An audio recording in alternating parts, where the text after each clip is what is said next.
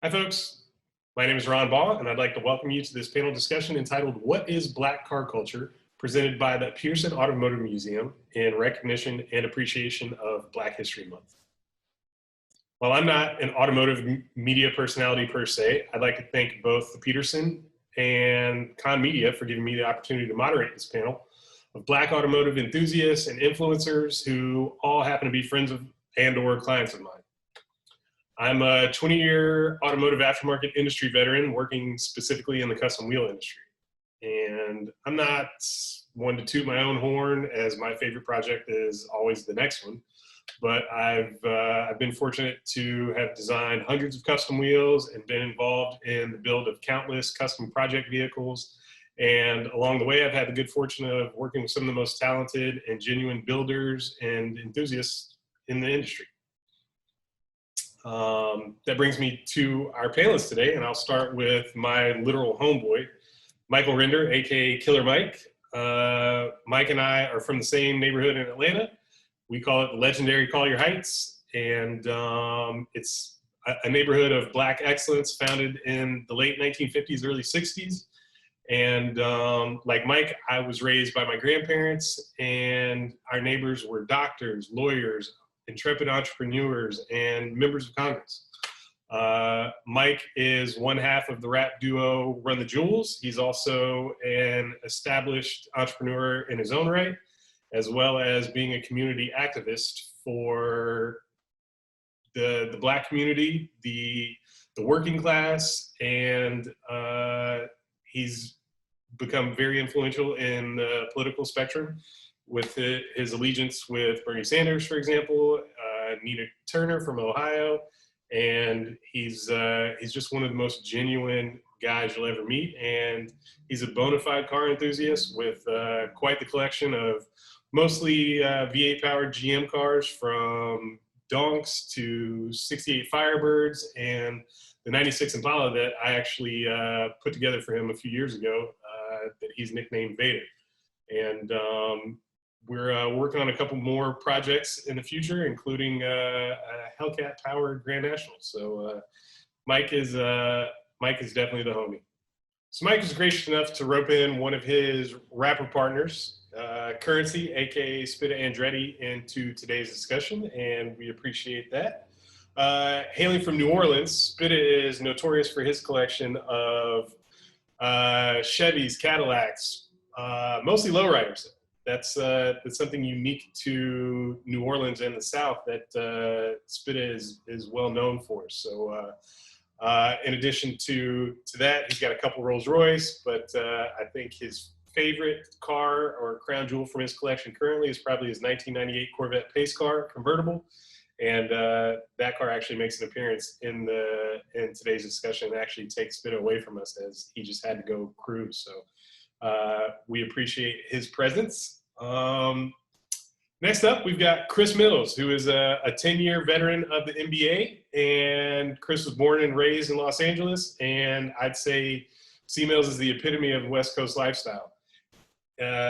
His career afforded him all the luxuries and any car that he desired, including Rolls Royce and Lamborghinis. But Chris's current passion is lowriding, and in addition to his fleet of 60 Chevrolets, he's got a 1959 Impala lowrider named the Mothership, which is probably one of the baddest lowriders on the planet. And he actually gives you a chance to, or details a chance to own that car in today's discussion, but doesn't come cheap, trust me. Also on the panel today, we've got another Atlanta native, Mark Jones, who is the host and promoter of Stunt Fest, one of the largest and all-encompassing car shows and concerts in the South, if not the entire country.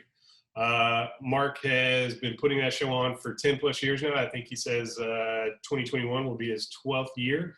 And as such, Mark is one of the most involved and active members in the DONK racing community. And he offers some valuable insight into the history and the future of that segment of motorsports that is very valuable to the discussion. We've got another Atlanta native on the panel in Mark Jones, who is the promoter and host of Stunt Fest, one of the largest and all-encompassing car shows and concerts in the South, if not the country, for the last 10 plus years. I think Mark tells us that 2021 is going to be the 12th annual Stunt Fest coming up this April. And I think all of our panelists got excited and are looking forward to joining him for Stunt Fest in mid-April. Mark is also very active in the DONK racing community, and he's a very respected member of that community, and he offers some valuable insight into both the history and the future of that segment of motorsports, which is very valuable to today's discussion. Last but certainly not least, we've got another Georgia boy, although he's not from Atlanta, Garrett Alexander Reed, who is the proprietor of the Instagram page American Muscle HD. Garrett shares some of the most unique and authentic content with his 2 million plus followers through his page, and he's leveraged his industry connections and relationships to build some really cool and unique project vehicles of his own, including his 84 Monte Carlo and his Escalade ESV, both of which feature supercharged LSs, and he's just he's kind of a breath of fresh air as the young buck in the discussion. He's the next generation, and we're excited to have his input and have him share some of his experiences as well. Well, listen, I don't know how I was selected for this. I don't know, other than basically knowing all y'all and having dealt with all y'all, I feel flattered and I'm flabbergasted. I don't know why I'm the chosen one for this opportunity, but I'm glad to bring all y'all together to determine definitively what is Black car culture. I think with this crew, with our experience, our influence, and just the enthusiasm that you guys have for car culture, I think there's no better crew to kind of define what Black car culture is, at least here in the States, and to identify our influence and just our passion, coming from the past and leading into the future of the automotive world. So thank you guys. I appreciate all y'all for being here. I'm honored to be here for the reason that we're here, and I'm honored to be like amongst the people that I'm with, even though we're not in the same room. Just through technology, it's still the shit.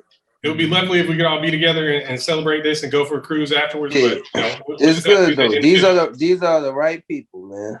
100%. 100%. That would have been real good. Absolutely. Killer Mike, man, you've been doing your thing. I never met you before, brother, but you've been doing your thing, man. Oh man, I'm an admirer of you and the club and everybody on this, man. It's good to meet you, Craig. And I know somebody slanging 15, so I'm gonna have to give you a sneaker guy, man. That's what I'm talking about right there, bro. I appreciate the love. I don't know how man, look. I wish I could help you, Big C, man, but I got a normal size foot.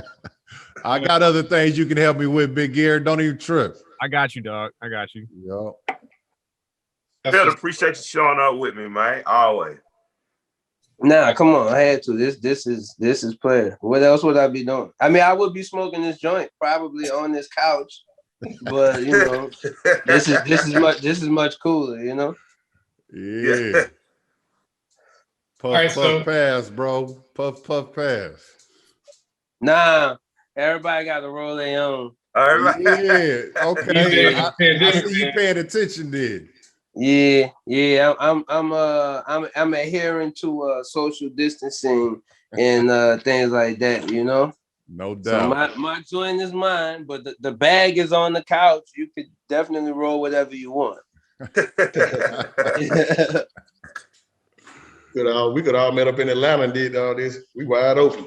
Atlanta's wide open, yeah. We wide open. We could all get together in Atlanta.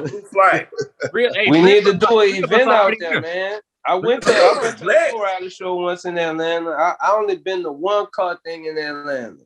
I never went to that racetrack and then well. You gotta come to Stunt Fest, man. That's Mark's show. That's Stunt Fest. You gotta come to Stunt Fest. The greatest car show in the world, right? Hey, I've never been. Spitter, the show you gotta come to is that Whips by Wade show in the summertime, man. Yeah, I know about all that I ain't never been to none of that. I go to lowrider shows, but I never been to like. Anytime I've been to like for the auto festival like that, but I was rapping at the moment. But look, like 2 years ago, the first show he had, the car that won the whole show was a lowrider, bro. Oh yeah. Yeah, dude, the thing was bad. I mean, it had an LT4 swap in it. I mean, it was nasty. Yeah. But yeah. Now I'm gonna start moving. Oh, I mean, I realized I was taking for granted through, before the shutdown happened. Yeah. And that's why I'm living like a little different now. For sure. Yeah, I'm taking advantage of it as it becomes available back to us again. I realized I was like being too cool for school about a lot of shit. I think that was a lot of us, to be honest. Yeah, I'm serious.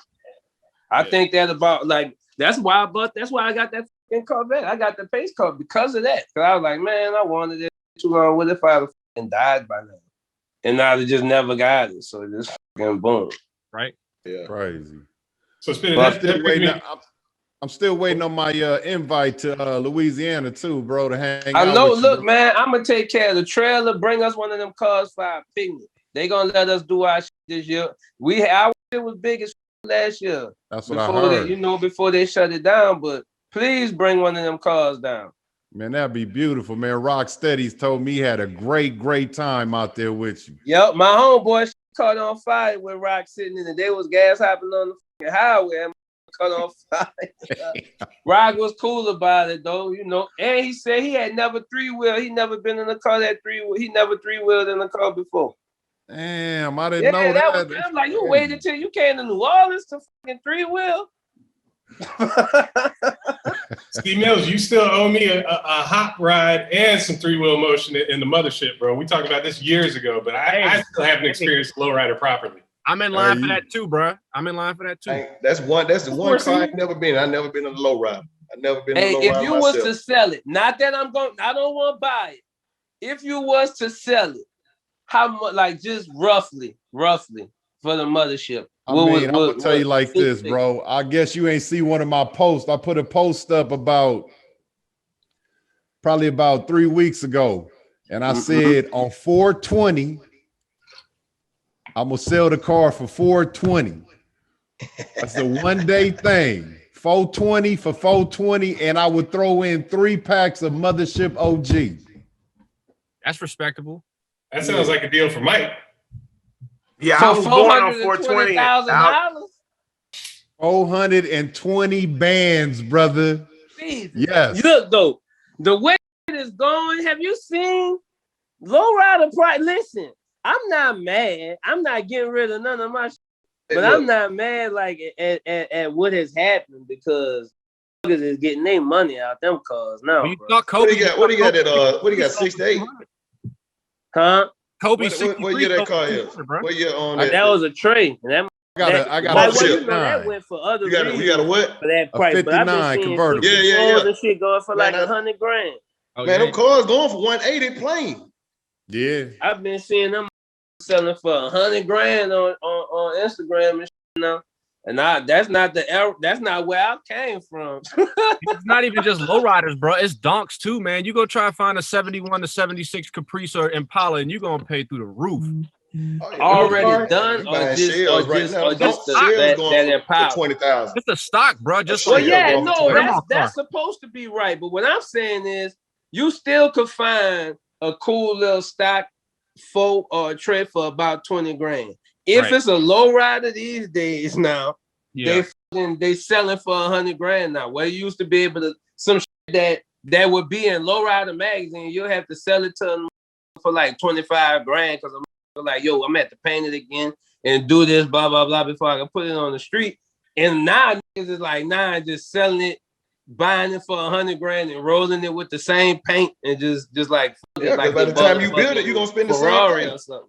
But what's so crazy? Build it for less. What's so crazy is how like what I've noticed with the trends. So like obviously lowriders and like donks and everything are getting up there in price, but like the stuff that you used to have to pay an arm and a leg for back in the day is like the old school hot rods. So like 30s Ford coupes and Willis coupes and stuff like that. Those things used to be $300,000-$400,000. You can get one of them things done up by a great shop for under $100 now. It's weird.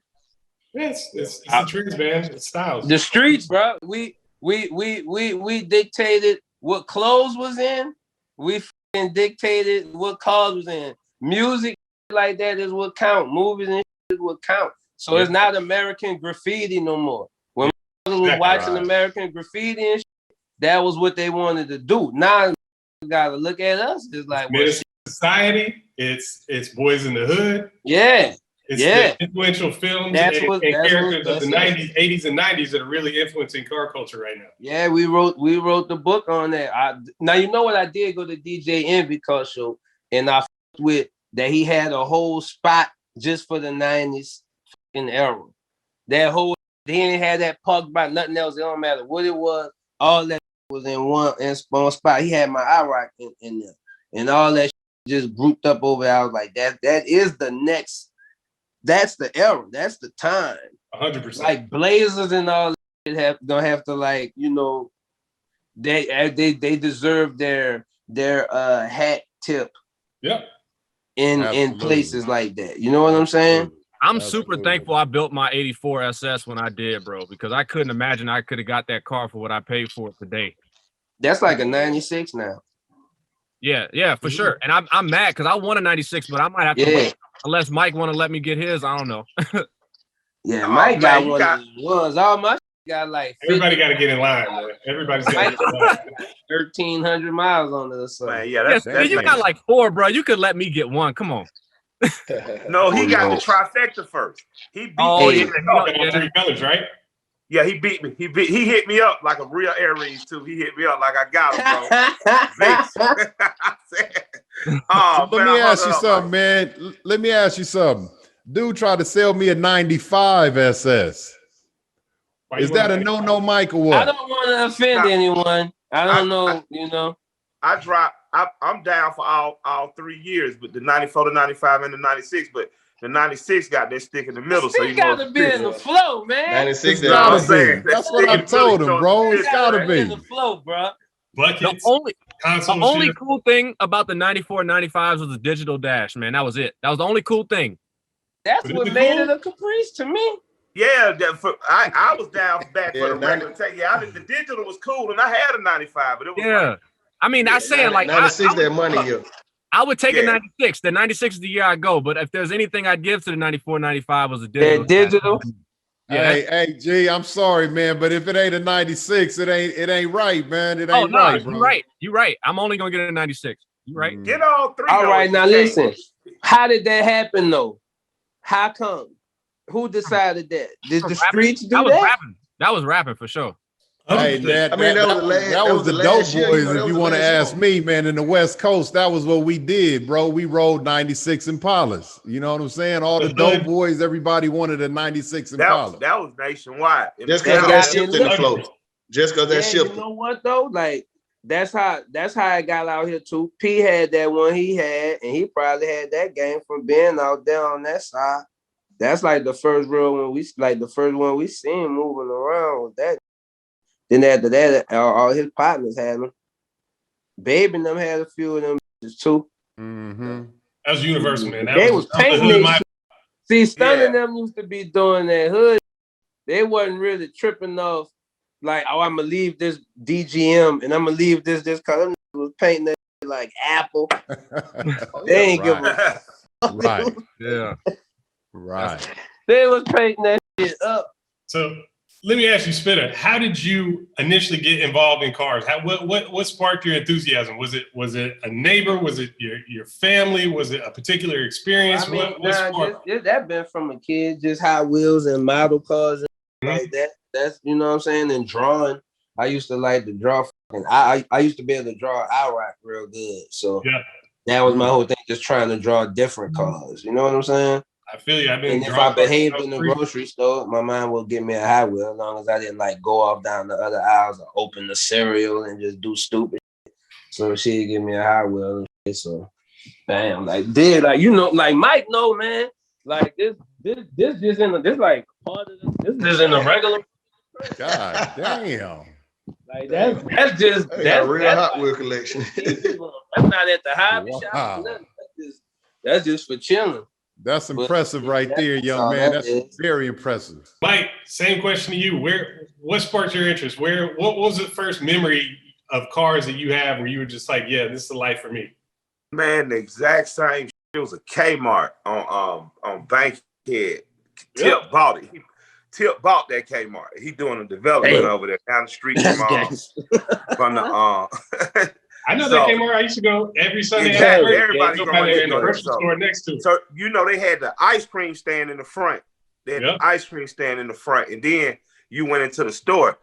And you know how some kids get them wild out because their mom won't get them ice cream on the front end. My grandma went with me. She was like, "I'm gonna rip your head off. You play with me." But if you act good, I give you a choice. You get a Hot Wheel or some ice cream. That was a hard decision for a little chubby kid. But more days than not, my ass chose that Hot Wheel. And I just hit up the goddamn crib and figured out something sweet like an oatmeal pie. But every time I went in there came out, she was like, you acted good, so get you a Hot Wheel. That time Hot Wheel might have been 69 cents or some shit. Yep. So I just fell in love. Before you know, I had 100 Hot Wheels, 200 Hot Wheels. And my non-bio dad, I got a dad that's my biological dad, and I got a great dad that married my mom. So I done grew up with two cool ass men in my life. He put model cars together, and he let me with his cars. And I wouldn't have did that, no kid. I'm like, I would have been like, look, watch out, you know what I'm saying? Yeah. But he was just such a kind and loving man. He taught me to put my cars together, and that's something me and my dad still do to this day. My dad, he still is a better Hot Wheels hunter than me. So my dad would be in Middle Tennessee somewhere driving trucks and just send me a fine, like a red line fine or 1 or 10. Like he held with it. So he encouraged me every step of the way. He still give me cars for Christmas. You know, I'm 40 years old, and he still, so you know, I fell in love with that. My granddad bought me motorcycles when I was a kid. I got a chance to have mini bikes, little go-karts. And when he first let me drive his car, it was a Plymouth Valère. But the first time I drove that car and it gave me a little scoop, I was like, oh no, it's 4 wheels for me. I'm with it. That motorcycle shit was cool, but I just fell in love with cars. And after that, I had an 85 Regal. I had a 78 Cutlass. I had a Deuce and a quarter. Yeah. So I just been at it, man. I ain't gonna stop. But what I love though, for a big dude, like I know dudes be cruising, but I love going fast, man. Give me 2 doors with something in the floor and a lot of horsepower and more, and I'm ready. Like, so I love that Hellcat. I drive it daily. I got a couple Firebirds getting done up. You know what I mean? I lost a 63 to a shop. That was a super sport. But I'm at shit till I'm an old man. I feel you. So what's up? What C Mills? Where did your automotive dreams? Where did your automotive life start? Well, I mean, just like these gentlemen just said, bro, it all started with me with the Hot Wheels. But I think, you know, growing up in my neighborhood, I always had some of the homies that had, you know, they would pick me up, take me to school, and we had a Celica on center lines, and then we got into the Z's, the 300 to 280 Z's and shit like that. And I think my first car, I had a 300 ZX. It was actually a Nissan badge on one side and a Datsun badge on the other, because that was the first year they migrated from Datsun to Nissan, you know? Yeah. That's hard. So, that's where it started for me. And then from there, bro, it's just like, if I ever make it, I want to get some nice shit. I ended up getting a 5.0 Mustang, then a Typhoon when the Typhoon came out. And then after the Typhoon, bro, it was just like, okay, I made it to the league. I got to get the 600 and all this and that. But I always kept the hood cars with me too, though. I had a 96. The then glass I started house. with my 62 Impala was my first lowrider. And I just kept going from there, bro. And it's never going to stop. Just like Mike said, I love the low riders, but I also love the speed too. So that's kind of like when I built my Impala, I wanted to put a hot motor in it. So, you know, that was one of the things I always wanted to do. See, let me ask you this. So I got a partner named Spitter. He be on my ass by putting 13s and 15s and getting a hopping and shit. And I'm like, man, like, I'm going to go ahead and get a low rider. Like, when I around and spent $100,000 on a 63 Impala, it is definitely gonna be his fault. Like, I'm gonna tell Shay, call him. He loved it that much. But for me, the 62 Impala coupe as a muscle car is one of the greatest and most underrated muscle car silhouettes I've ever seen. I want to see them cars with 500 horse, nothing less. Now, I love them going up and down, but to you say that was the first lowrider you built. Do you think it should be a hybrid almost? Like, should that car be considered a muscle car or a low ride? That's 62. Well, I'll tell you like this, bro. The 62 Impala is a great low rider. For me, it's a little small, but it's nice. But when you put them, like you said, bro, you put them 22s with that deep lip in the rear. Come on. And you got that LS up in that motherfucker with 500-600 horsepower. You can't go wrong with that either, bro. I'm a fan of both ways. I'm gonna tell you like that, Mike. I love them both ways. If it's got a 409 in it, if it's got a 409 in from the factory, it's a muscle car.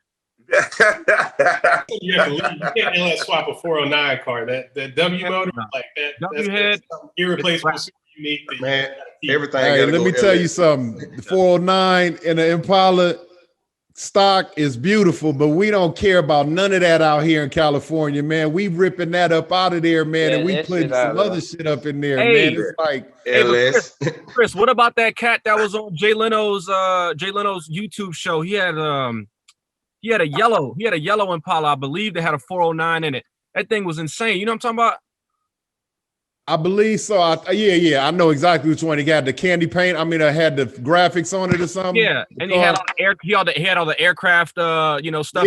Yeah, that's beautiful, bro. That's the thing. When you build a lowrider, you can go many ways with it. You know what I'm saying? Some people like the candy paints and the graphics everywhere. Some people like myself, I like it more just a flat paint. You know what I'm saying? So it kind of everybody has their own little look and their own little style when it comes to lowrider. And that's the thing, bro. It's like when you're building a lowrider, it's your personal preference. You know what I'm saying? Some people might like it, some people might not, but as long as you're happy in it, that's what it's all about. For sure. Chris, let me ask you about this. Tell me about Self-Made. Tell me about your car club, because as individual as your tastes are, you've got a crew that you roll with, and everybody's style is different. But how did y'all come together, and like what was the origin of the club, and like how do you see your club differentiate from other clubs in the lowrider? With our club, the one thing that makes our club different is we don't have a president. You know what I'm saying? Like, our thing is we want to just get out there, enjoy our cars and low ride. We don't, without all the politics. You know what I'm saying? We do have a cabinet. We have 3 guys that, we make decisions, but everything is more like the thing with a lot of these car clubs. You have a president that might not agree with certain things, and then everybody's kind of like, well, fuck this, that, you know what I'm saying? I don't want to do this and this and that. But it's more like a individual vote, you know what I'm saying?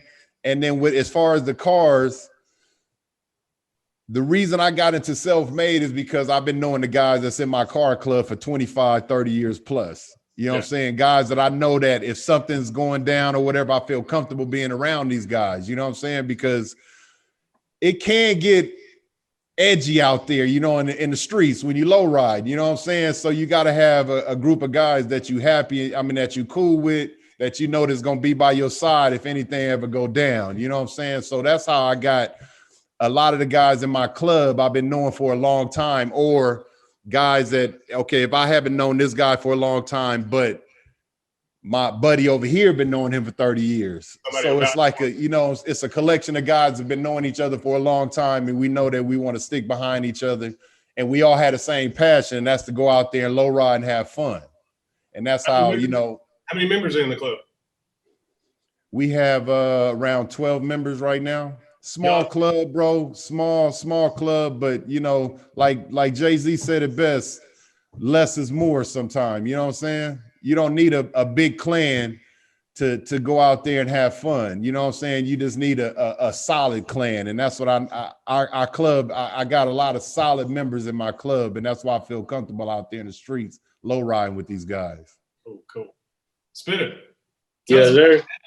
Is Jet Life, is it a car club? Is it a business? Is it an organization? Jet Life is a business and Cruise Life is my car club. Okay. Yeah. I was at the beginning of it, I was gonna join one of the clubs that my cousins was in, because I got family in Majestics, and I got family in Individuals in Los Angeles. So I was gonna go one of those ways, but I just figured the same way, like somebody had to have a vision for their club. Like the same way Chris had a vision for what he wanted to do. You know what I'm saying? So and so somebody has to start it. So I was like, well, as far as low riding in New Orleans, there was only like a few clubs here, and there wasn't a branch of Individuals, but I don't know how many cars was like active. So I was like, I'm gonna do my own thing, and that way, when we do garner some attention and there's some cars out here in the city, you know, when at the inception of that culture starting in my town, they'll have to mention us, you know what I'm saying? The same way a motherfucker have to tip a hat to one of the other clubs that was there from the beginning, like in LA and shit. So that's our thing, you know. We wanted to make sure we did it ourselves and get around and go where we have to go to, you know what I'm saying? I done roll my cars in LA and shit too, and put them on a trail and sent them out there to picnics and shit before the world shut down and all. So our whole thing being in New Orleans is we already figure like gonna hold us under a certain microscope because we got more lowriders in our club than regular cars, and we in the South where it's not really a lot of lowriding, but that's our main thing, you know what I'm saying? So we got to be to the letter like all the time, and see it tell you like there's a couple in the game like legends and who people really look up to. I look up to them too, and I reach out to them, you know, to make sure I'm not making a mistake or you know what I'm saying, we not looking, you know, stupid out there. The heritage, yeah. The name of the game. I get it. What you say? I said you're respecting the heritage. Yeah, hell yeah, you have to, man. If you're gonna do it, otherwise, you know, like don't fuck with it, because my thing is, I saw a couple of cars down here when I was a kid, but those dudes, you know, the streets is the street. They didn't make it. You know what I'm saying? But I know I'm gonna be here in the same way I was in love with this. There's little kids out here who love this. There's motherfuckers who come to my mind like wherever I'm at. If I lay one down, they're coming like that motherfucker knock on the door. Like, can he come outside and pick the car up or do something? You know what I'm saying? So I know that them little is thinking too, like if like just like C said, if I get right, if my bread gets straight, that's what they're gonna do. You know what I'm saying? And a couple of my younger homies who do their thing as they have came into their bags, they didn't put lowriders out on the street of New Orleans. And every time something go wrong, they call me. And I'm honored to even feel like that, because I feel like the homies in LA who I call when my shit is going wrong. You know what I'm saying? So it's all good. That's dope. Mark, you put on the greatest car show on earth, Stunt Fest. You've been doing it for what, 12, 13 years now? Yeah, going on 12 years. What do you feel like the impact of car clubs in the South is? I feel like, you know, I'm from Atlanta, you're from Atlanta, Mike from Atlanta, Garrett, you're just outside of Atlanta in North Georgia. Like, I don't remember car clubs being a huge part of the car community in Atlanta, at least, you know, when I was there 20 years ago. Like, is there a greater presence of car clubs? Is it something beyond lowriders? Yeah, it's kind of like there's always now they always had lowrider car clubs here, but you know, they were like maybe up north outside of Atlanta. But like now you've got a lot of like the Chargers and like, you know, there's a lot of, you know, of those I've seen like Grand Prix. So I don't know what started or what, you know what I'm saying, but I guess it's something like if people can be together and come together, you know, it's all good. What I think I see, like, I mean, now I'm in New Orleans, but Camaros, Trans Ams, Hellcats, all that shit, they done that too. And it's really branching off from the street. Like, from the hood's like, all right, well, we already was hanging doing the bullshit, so they kind of transferring it into that, you know what I'm saying? Yeah, that's what I say. It's like, everybody got to give Oakland they tips too. Like, if these boys put that muscle under their ass, a lot of them was just getting their first Hellcat. So the side shows that was so big in the Bay kind of have been reborn down south. Like in Atlanta, they pressing the line and the police pressing the line back. So boys got their horsepower and they want to show out. And a lot of dudes, like you got Impala clubs like Atlanta Inc., where a lot of dudes who really I see the car clubs kind of grew out of people cooperating. They saw out there in LA too how I might paint, I might weld, I might engines and transmissions. It seems like a lot of the people started collaborating again because Atlanta was a very individual place for a long time because it was everybody was a dope boy of some type. So everybody was building something race. So everybody didn't have a reason to share information with each other. But yeah, I've enjoyed seeing the clubs kind of be born, like, you know, because it camaraderie, motorcycle culture always had it here, but car culture, this camaraderie feel like something new within the last 10, 15 years. That's 100% true. I mean, I came up in the mid to late 90s, and you know, it was all about street racing, meeting up at Greenbrier on Sundays. Yeah. There was no sharing of information. It was like you might have a couple homies that helped you work on your car, that, you know, knew what you had, but outside of that, there was no sharing of information. Yeah, if you got some information, it won't be no information that's gonna be helpful. Exactly, you said that.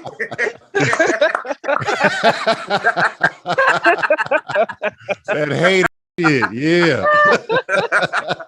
Yeah, nah, we just got a V6 in this car. That's all we. That's just put All a right, V6 in, you be all right. Hey, but the one thing I will say though, bro, about this car culture is no matter if you like hot rods, low riders, the paint is this way, it brings everybody together.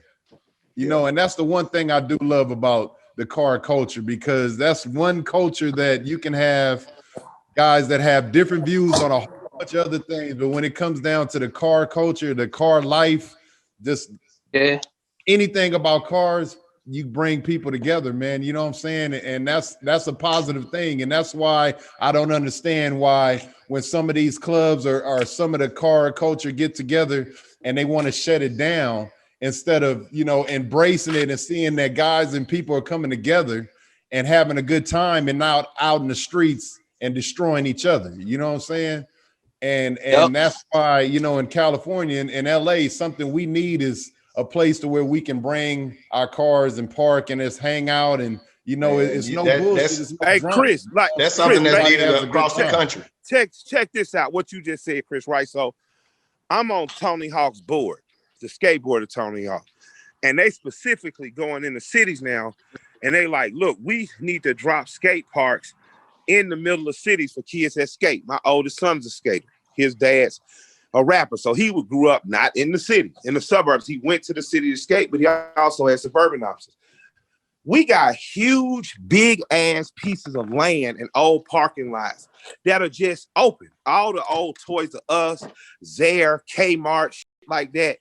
These cities could be and should be giving us or giving the same people who can run a racetrack in North Georgia or Middle Georgia could run a pro touring track the same way they do a pro touring course in a fucking Kroger.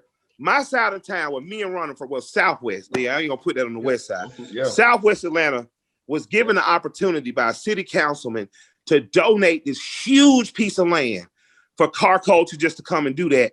And them dumb motherfuckers turned it down. What? Well, yeah. Listen, it would have brought so much money to this part of the city. It would have brought so much money. Look, Mike, down. Y'all need something like Mike, Terminal Island. Sia had to tell you, because I didn't live this, I wasn't around to see it. But on that side, like they Terminal Island was. Yeah, they tried to reach that out to the wrong group of people. That's why that plan didn't work out. Where they tried to put that land over there in Southwest, over there on campus. Yeah. That it didn't work out because they reached out to the wrong group of people, and because they had talked to me about like organizing. I told them, you know, what they were trying to do is get all them guys off the interstate and all that stuff. Exactly. You're not finna get them to come to a parking lot where they've been running from the police and say, here we are, we here. Like that one. Exactly. They went about it the wrong way. Yeah. But it's a great idea to do. Yeah. God damn, it's a great idea. Every city got at least 10 to 20 acres doing nothing. We started this whole stunt world thing based on when they started shutting down Mosley Park and we couldn't hang out anymore. We started finding places where like clubs that would let us come and be in the parking lot and hang out. That's what we started doing. And it's just like, but you get some of the people that's gonna come and act crazy, but you know, it's like you just gotta have it all put together where everybody can, you know, make it work. And we started politically, hey man, y'all don't come with that crazy stuff. whenever you push to get your piece of land to do that politically, just tap me on my shoulder. I'm with you on that. Because it just makes too much sense not to do. Exactly. It makes too much sense not to do. It takes all the fun out of it when, there's a thrill when it's, when it's illegal and you're running from the cops. Like, like I said, I street race, but I feel like we didn't take chances and endanger other people on the road. But like nowadays, the takeovers and the sideshows and stuff is getting out of hand. It's dangerous. And there should be an organized. Yeah, when you street race, y'all went to Camp Creek and Campbellton Road in the middle of the night when no kids were out. Like these doing coming out the bar, and a lot of these dudes ain't never built up the horsepower. They go from riding Marta to having 500, 600, and 700 horse. Like a lot of these dudes buying cars off the lot and going out there doing that. They ain't putting no money into no car. They just buying cars off the lot. The other problem is too with generations. Like right now, these dudes don't think there's any repercussions. Like, bro, we live in the middle of social media and everybody's got a phone. Like, you're gonna get caught. You know what I'm saying? Yeah. They don't realize that. Yeah, I ain't saying don't break the law, but let it be at 2 in the morning on Camp Creek. It don't need to be at 10:30 at night on Edgewood. That ain't the move. But the thing about it is they're going for that. They're seeking that attention. They want to make the news. They want to say we shut the interstate down. That's the problem. Yeah. It's stupid, but I get it. Yeah, it's stupid as hell. Hey, when you grew up on the Fast and Furious, though, man, you dream big. I see it.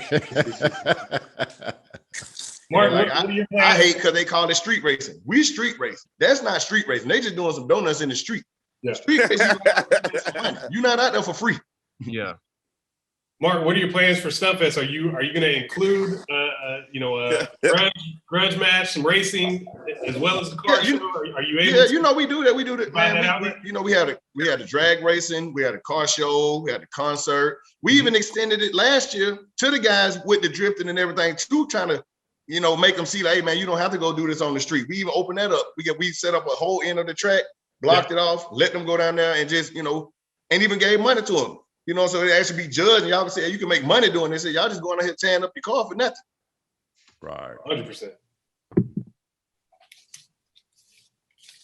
Yeah, man, it's crazy to me. I'm with it, though. I'm with all. I'm just with if they give you a ends to make some money, and control it, go ahead and do it. That's how the white boys that ran Moonshine figured out racing, and they legitimized what they had fun doing. The black shine runners still race. They hit, like when you start talking about Middle Georgia, East Georgia, North Georgia, you still got a real race culture in the rural South, like a real race culture. So shit, as I get it, my thing is just that, man, if the city give you an opportunity to lock in and legalize some shit, do it, because this a black city, man, but them politicians can be conservative. But if properly organized, if you guys organize that, I'll fight like hell to get some type of race park. The same way we fight to get a skate park, and they got that bike park down in East Point, that bike racetrack. It ain't no reason that 20, 30 acres shouldn't be just for cars, Exactly. And you can do it, and it'll make money. It'll make sense for everybody. The city make money. Everybody make money. It'll contribute to the greater economy, especially when you talk about tourism and hospitality. That goddamn Porsche track came, and everybody goes crazy. That's the same thing I said. The Porsche track, everybody go crazy, and everybody say it's filled up. Can't nobody never go. A Camaro track, I drove a Camaro, a Mustang, and a Hellcat all in the same day for a GQ article. Man, I said I wish I could take it on the road. You'll get so many cats on the hood paying they little few $100 just to do that for 3 hours in a day. So I'm with you, for real. If you want to put that together, I'm definitely sitting down and figuring out the long-term plan to push city council to do something like that. Oh yeah, I'm definitely with that. That's because it just makes sense all the way around. Yeah, say less. I'm with you on that one. Right. Well, I hope that comes to fruition out of this. I hope y'all can make the connection to bring that. I'm talking to the mayor about this week. I'm calling him. He say, hey, I like a meeting, so we need to talk about these. I think we'll be inclined to vote for you if you be inclined to set aside some land for us. That's it, man. That's it. Right. And the thing about it is, if they set it up right, they can even convince some of them guys to get off that road and come out there and do it. All they want is attention. They absolutely can. They absolutely can. We got a spot out here in the West Coast, out here in Los Angeles, on the outskirts of Los Angeles, called Terminal Island, where Spitter was just talking about. And we need to have that open because that has enough room for the low riding culture, the burnout boys, the rice burners, whatever culture you want. We got enough room in this one area to handle where everybody can come and enjoy themselves away from a crowd. That you're not worried about hitting kids or running over people and doing all that crazy shit. But it's everybody just got to decide. It's there and it's not being used. I don't know why they give that to us. It's just everybody got to check in and make sure don't no street. That's honestly it. The only reason they be scared to fucking endorse any of it because they know what a motherfucker. All right, have you ever been out there for caffeine and octane they do out there early? Yeah, I was out there. I was out there the one before. I was out there the last one. They can get out there and have that and put that together with no problem. Listen, I'm gonna hit you because we about to reopen the original barbershop, the OG barbershop on the south side. Because it's in a Winn-Dixie Plaza. Mike, if y'all push like that, y'all need to take that campaign on the road the way Jay-Z and Meek Mill keep getting out of jail. We gotta go everywhere and get everybody a little racetrack thing set up in their city. Dog. I think we could do it. I'm gonna call you guys for real about it. Look, that is a campaign. That's something to do. Yeah, definitely. Well, that's something we're going to get done. Like, because all we need is one city. One of these black cities got to fuck with us. Tampa, Jacksonville, Birmingham, Charlotte. Somebody got to do it. Somebody needs some extra money. And I honestly feel like in Atlanta, I think we got more leverage in Atlanta, honestly. I agree. To be able to start it off and set an example for the rest of the city.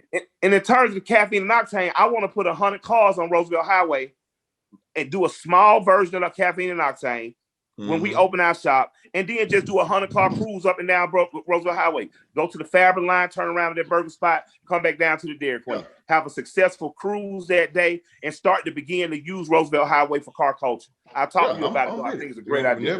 When you want to do it, let me know. We'll put it together. Look, man, I'm too amped off car stuff. I'm going to watch the vet. I gotta go take a ride.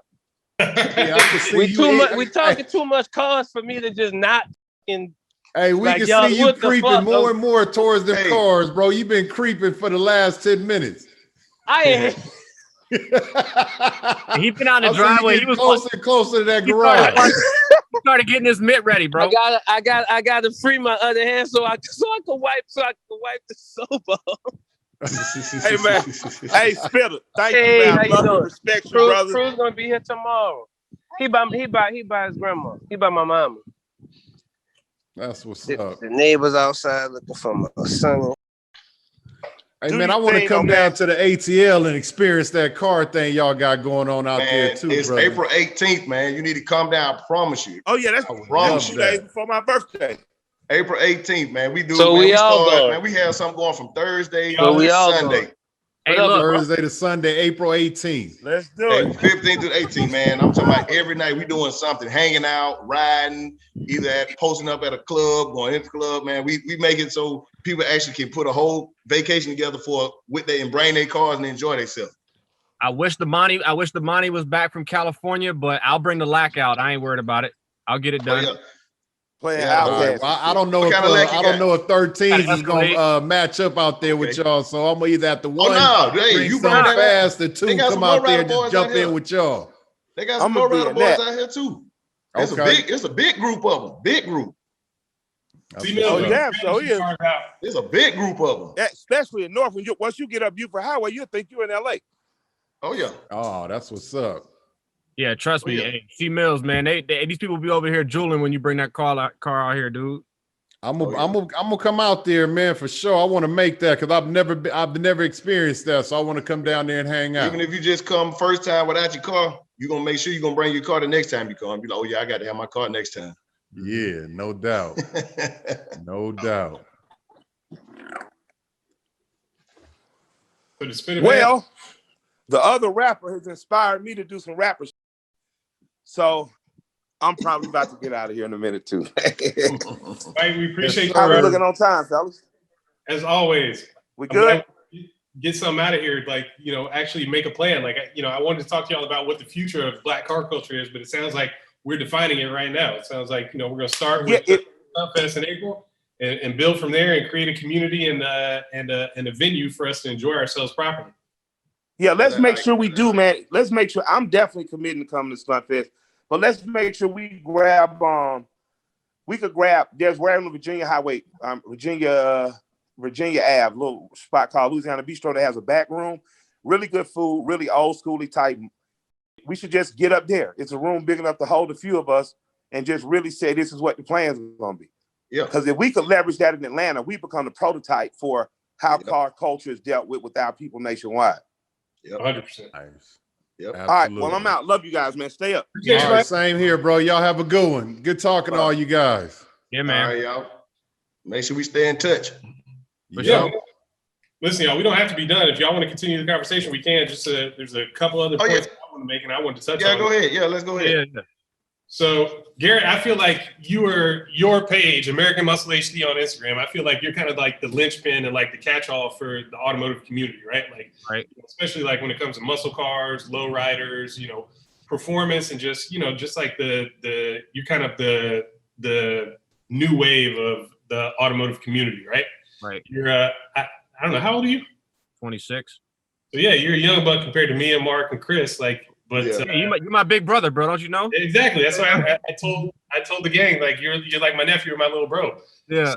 So, we're glad y'all kind of look alike too. Man. Yeah, that's what I was just saying. That's why I said it. See, that's what I was saying. Because somebody said it. I don't know, when was that? I don't know. Somebody said it that me and him look like we could be brothers, and I looked at a picture. I'm like, damn, that's true.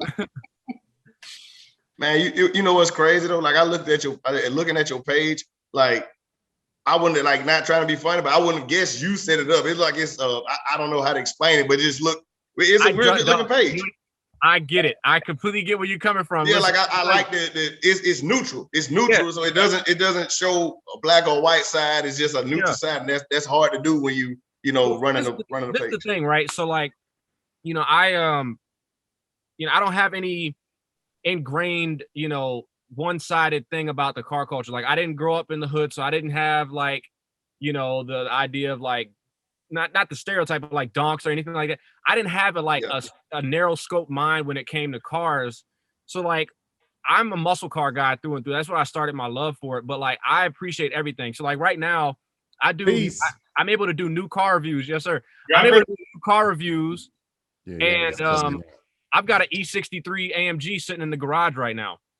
You know what I'm saying? But obviously I run American Muscle HD.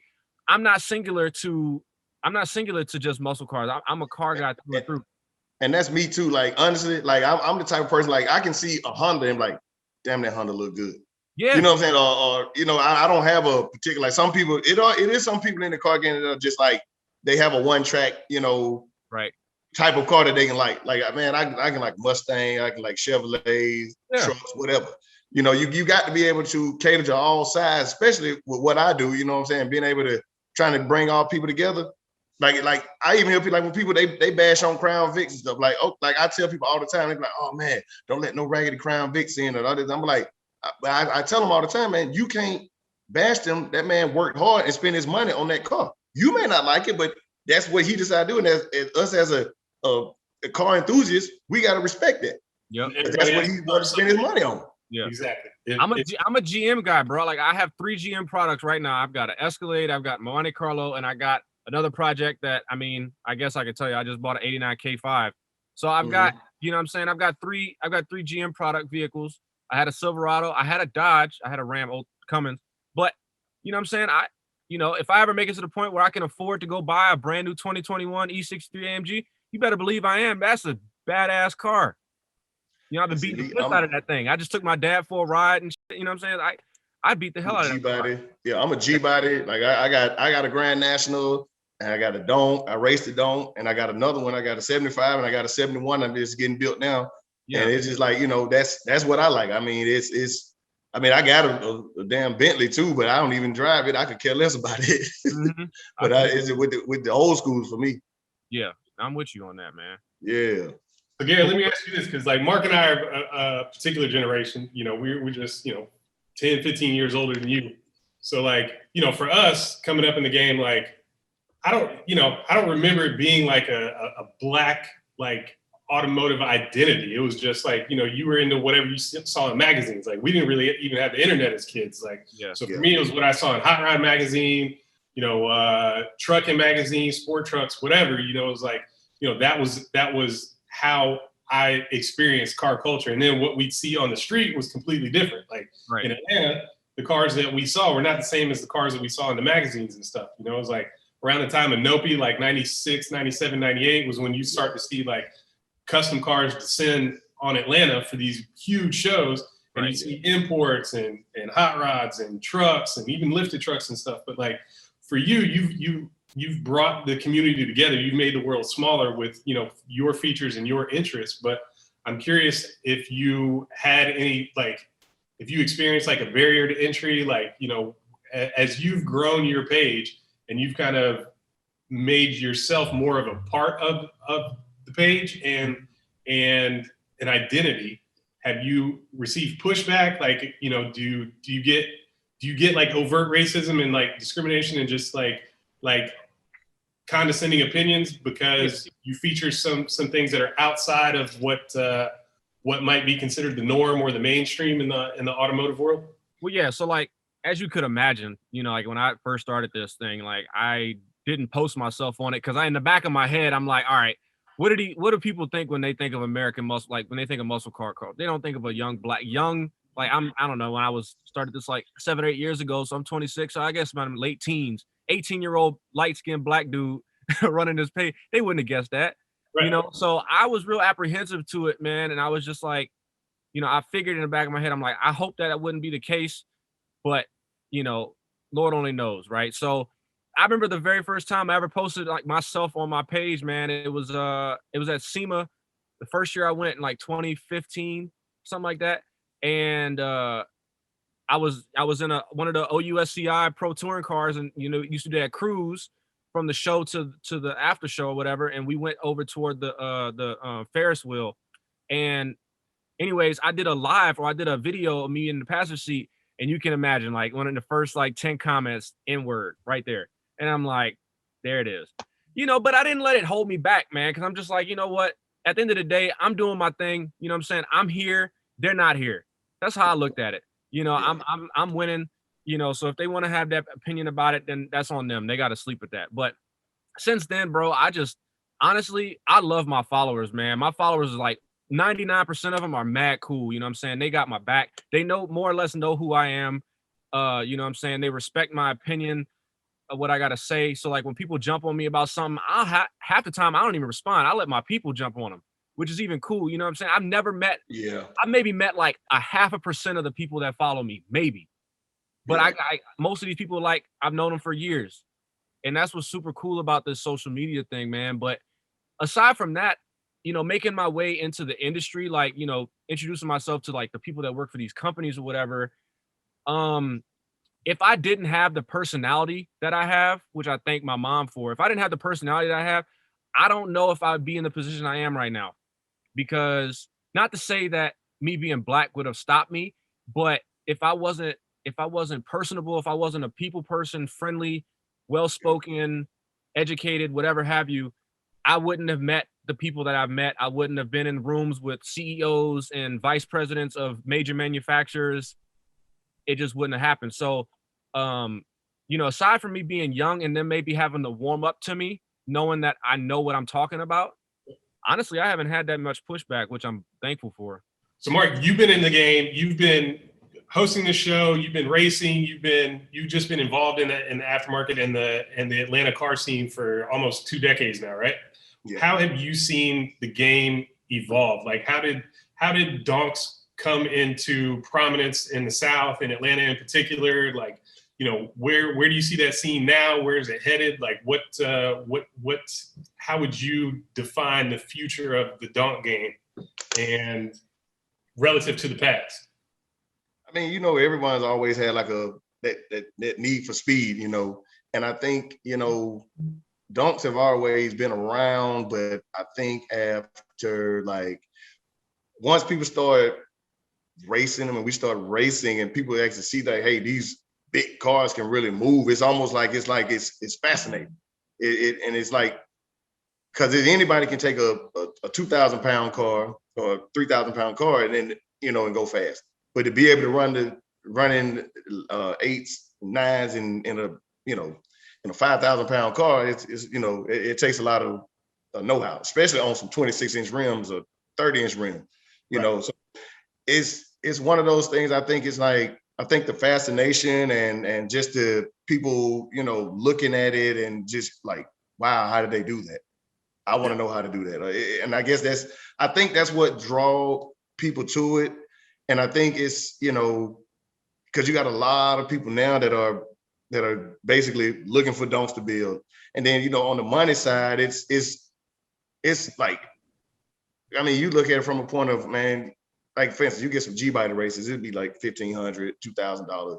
Man, you got $10,000, $20,000 donk races, $50,000 donk races, so it's like, and you got these race car people who are basically spending all this money in this car. You spending, $50,000 and $100,000 in a car, and you go out here and race for $2,000, it don't start adding up. But when you go out here and like I've actually seen guys win $100,000 in a day racing a donk, and it's like and he probably got around what 30, 40,000 tied up in it, and then he after he race can get in the car and go drive down the street, go hang out at a club and everything. So it's a whole nother aspect to it, and that's like people looking at, hey man, we might be in the wrong area. Especially if you're a racer. If you're a racer, you want to race and win money. It don't matter what it is. And it's like, just like I looked at like this year at, I don't know if you followed it, No Guts, No Glory they have in Orlando. It's like one of the biggest races of the year. But this year, donks pretty much took over. That's what was going on.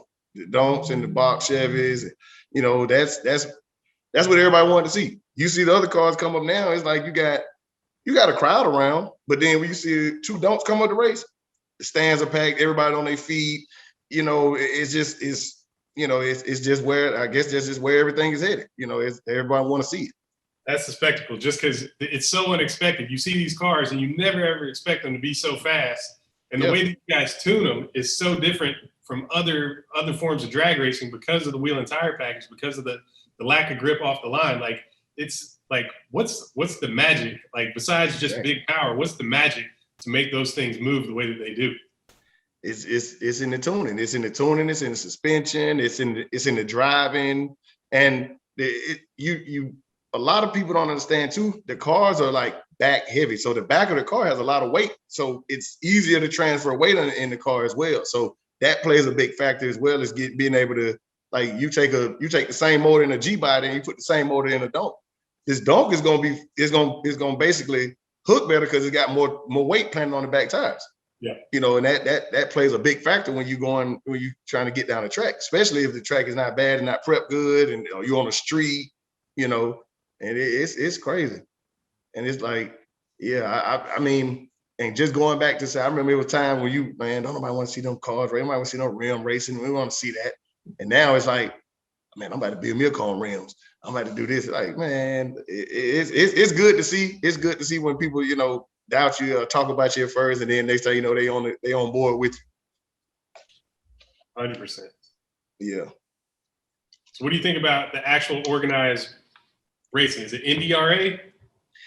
I'm not necessarily. I think to some extent it can be an organization, but I don't think it should be to that extent, because basically it's like with that, it's like you're basically going to turn what was once a fun car into an all-out race car, and it's like that's not what it was built for. That's not the culture. So I'm not familiar myself. Do they have like certification packages? Like, do you have to like what? Basically, like for instance, like you got like they're talking about putting racing seats, putting cages, and all that stuff, and it's just like that's not what this was intended for. This sport was not that, and and you start doing that, then it's like you're gonna take the fun out of what it was. Like if we sitting up here, next thing you're gonna have an all fiberglass donk, you know what I'm saying? And it's like that's tube chassis. It's like that's not what this was. Now at that point you're taking a car and making the donk a 2,000 and 3,000 pound car, That's what I don't see. I mean, I think it should be organized to a point where, you know, it's a circuit, you know, or people can get the, you know, just where people can see it, and you know, it's organized to where people know, hey, we're gonna be here this day, we're gonna be here, and go all around. Same way like with monster trucks and things like that. Yeah. You know, but and be able to bring everybody together. That's another part of it. It's like you got a lot of, you know, people that are not together, and you know, if everybody just came together on it, it could be even bigger. Yeah. So yeah, that's what I mean. That's how I see it. You know, I mean, it's going to grow regardless, but it's just a matter of everything growing in the same direction. Yeah. What else y'all got? G. I mean, you want to touch on?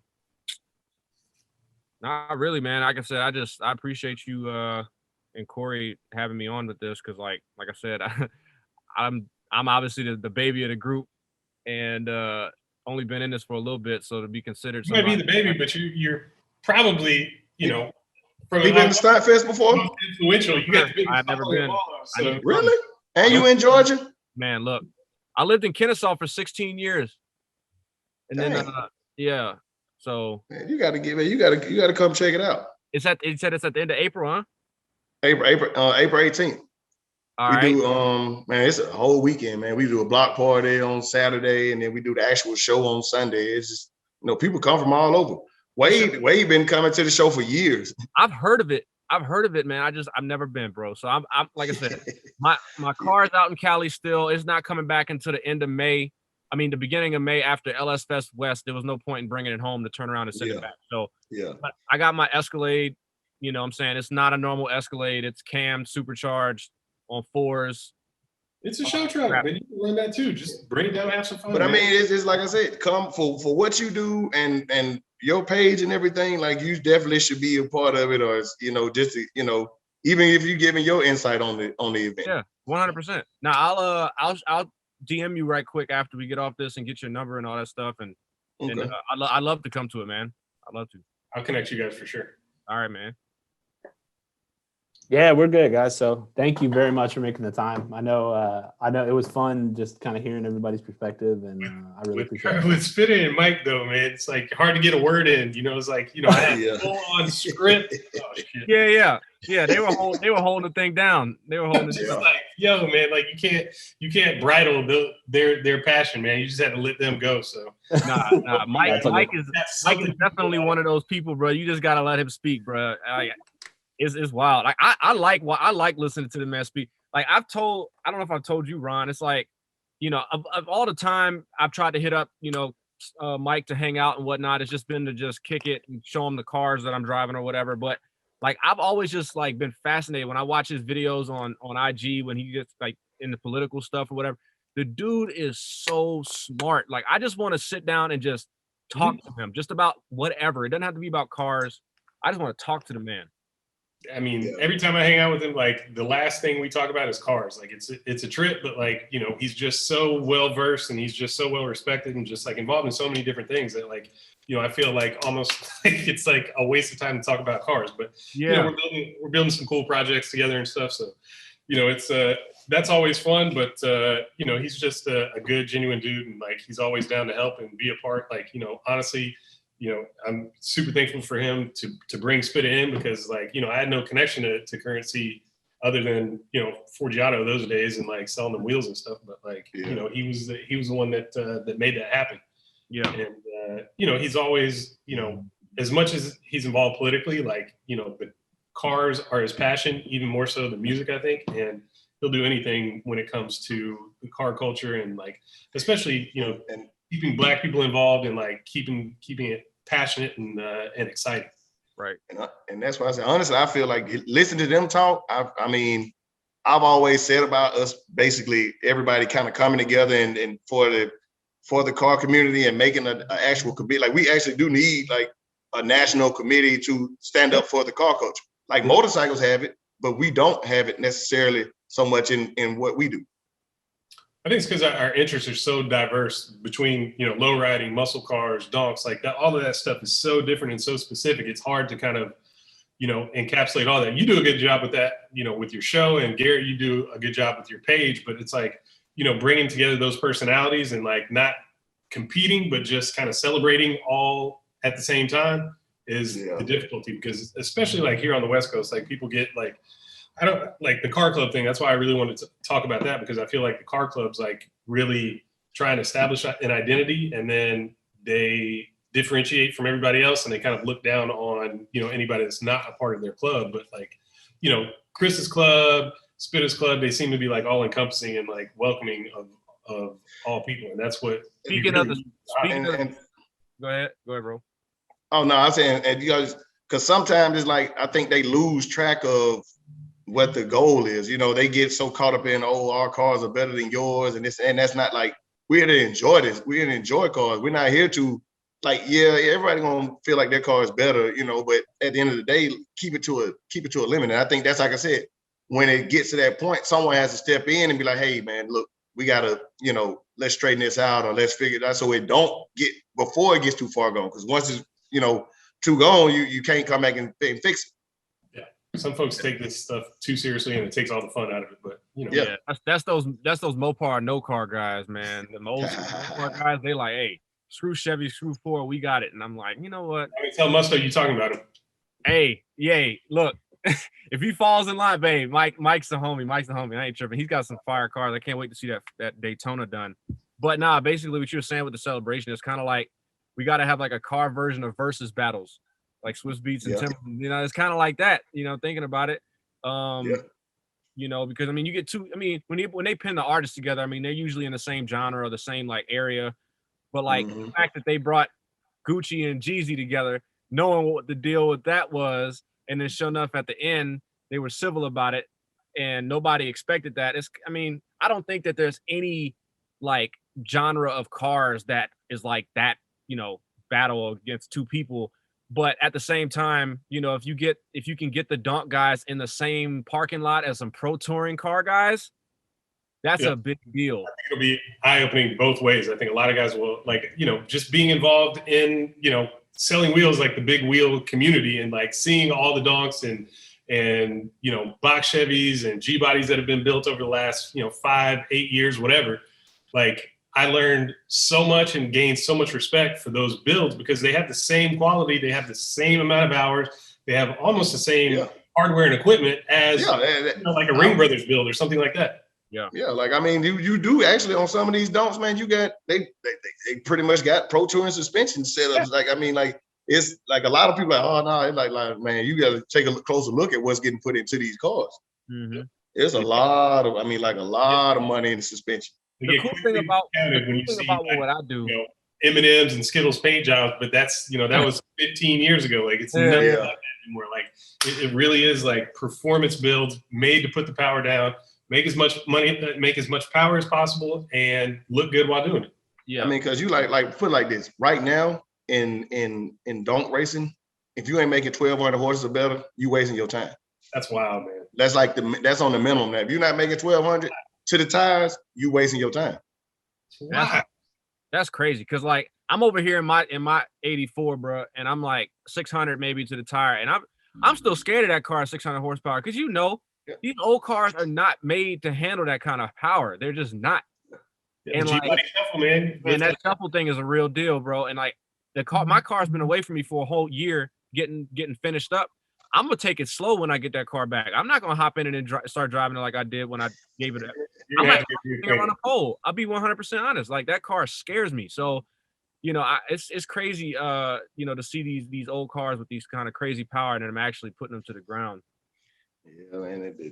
Like I said, the motors and stuff like it. That's why I said this DONK thing is getting crazy. I mean, it's a lot of money getting put in it. But in my opinion, this is the only time that I've been involved in something with car wise that actually makes money. Like building a car and actually being able to get money out of it. Yeah. I've been able to get money out of it. In other cars I build, you like, you build, you spend this money and you just look at it.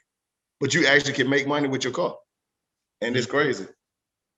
That's true. If you're not building like You know, if you think about racing, man, there's not money to be made in racing unless you're like a Formula One driver, a NASCAR driver, some of those like super high up, you know, I don't even know if there's a huge purse for like the NHRA, to be honest. I think a lot of it's just in the sponsors. That's how the teams, you know, can afford. Yeah, they get money, because Or they got you look at the amount of money tied up in them cars. Yeah, like, the owners are like, you know, independently wealthy or whatever. But yeah, when you look at that, bro, you look at all this other type of racing. There is no purse. There's no money to be made at the end of the day. There's guys like I went out to the Mint 400 out in Vegas. Those guys have $500,000 race trucks, the pre-runners, the top of the line, $500,000 trucks, $90,000 race motors that are good for one race. And they go out there, they have spotters and helicopters following them in the desert. They don't take nothing home at the end of the weekend. It's crazy. They get paid off sponsors and everything. It's And I just look at it from the point of like, you look at it from when sponsors and everything actually start getting involved in the dunk racing and like really like it becomes you know, like they had the one show with Dunk Master on TV, but like when you start getting like one day seeing it being covered on, you know, like ESPN or something, ESPN2 or something like that, and you got like dunk racing on there. You know, that's the vision that I kind of see for it. I believe it can go there just because it's so popular now and it's popular around the world and it's growing. Well, what do you think is the barrier to that? Why hasn't it happened already? I haven't. I mean, honestly, I'm just gonna say honestly, I feel like it's because it's black based. If it wasn't black based, if it wasn't a black based, you know, culture or sport, I think it would have been taken off a long time ago. But, you know, I mean, that's the same way as like you said. If we're meeting up in a parking lot with cars, it looks like there's a problem. We're going to be asked to leave. But, you know, when it's the other way around, they can sit and kick it all night long. Mm-hmm. And, you know, that's what I said. Like, I just feel like, you know, I mean, but that's nothing new. That's you know, that's just how it is. I mean, everything with that, as far as in the black culture is gonna take steps. It's gonna be a harder process. You know, you just got to be able to stick with it and make sure everybody stay together. I'll be honest, like, you know, even when I was at Forgiato and, you know, racers were looking for sponsorship, my biggest concern was safety.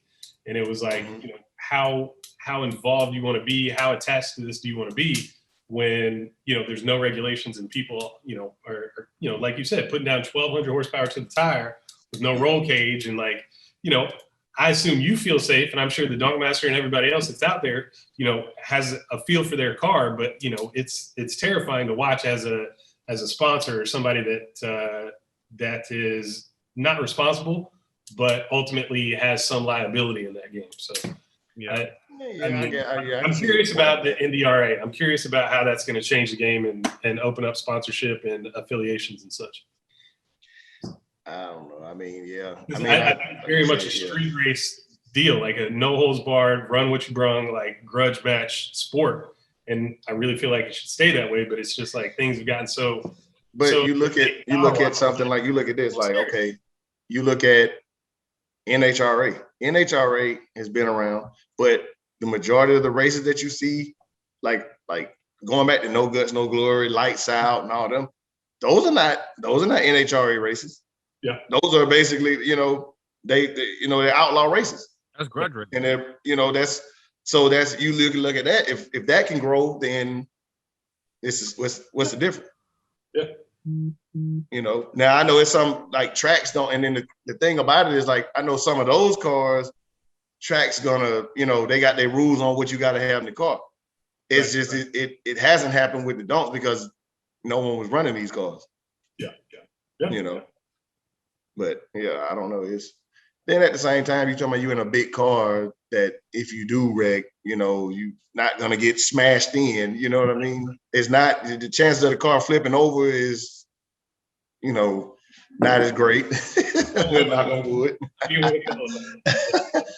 You know, but yeah, I don't know if you've seen the race with the guy had the they racing, the guy had the 30s on the dunk, and the car went spinning out of control and just went spinning all the way down the track. I don't think they showed the whole wreck, like at least on Vice. They didn't wreck. The car just went spinning and spinning and spinning, and he ended up straight in the back up. I think I did. But yeah, he just got lucky on that one. Yeah, he had to change his seat after that for sure. Oh yeah, definitely. Yeah, I don't know. I mean, I'm curious to it as you know. Right now, my car down. I'm doing upgrades on it to go faster. So you know, that's you got to get faster and faster. Yeah, that's it. Right on. Thank you, guys. Cool. Appreciate it. Thanks All right, everybody. y'all. Hey, it was Have a good nice one. meeting you, Mark. Man, I'll catch up with you soon, bro. All right, bet we got to do that, man. Yeah, You for guys sure. let me know if you need anything more from me. All right, All right. Ron. Thanks, Later. guys. Catch y'all. All right, Ron. Peace.